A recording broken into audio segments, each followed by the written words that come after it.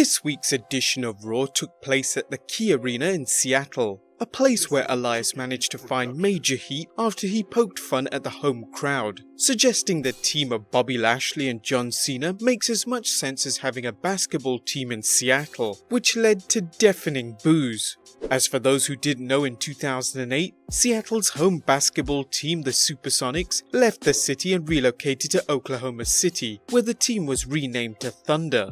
It was a simple reference, but man, you talk about boos, this one ranks up there. And it just shows what an awesome heel Elias is.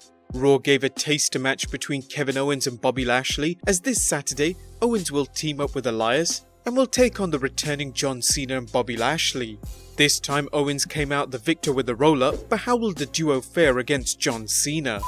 Throughout the night, and similar to last week's show, the WWE continued to show signs of Dean Ambrose turning on his Shield brothers.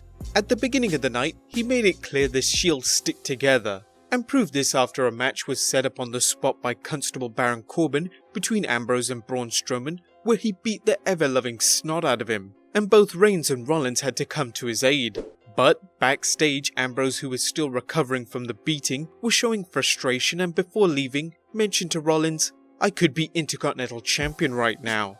And later in another backstage promo with Reigns, he again said, "I might be the Universal Champion right now," proving that Ziggler's words had affected him last week when he said he had nothing, as well as teasing dissension.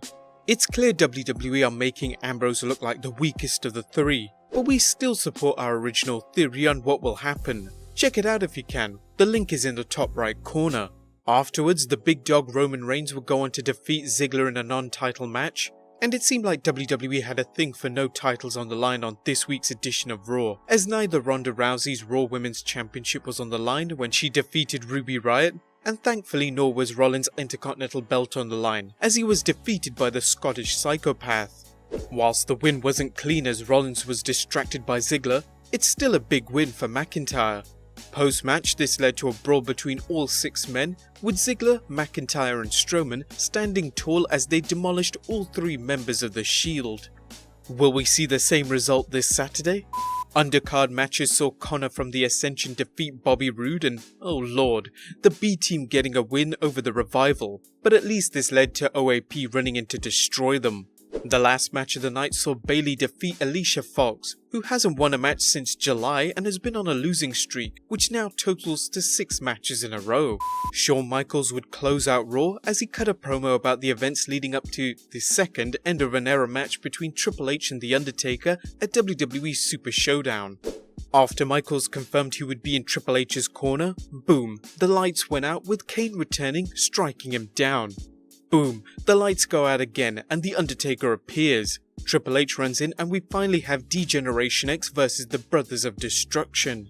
Taker then tombstones Triple H, with the brothers standing tall as the show ended. What did you guys think of Raw this week? Let us know in the comments down below, subscribe if you haven't already, and I'll see you next time with some more wrestling content.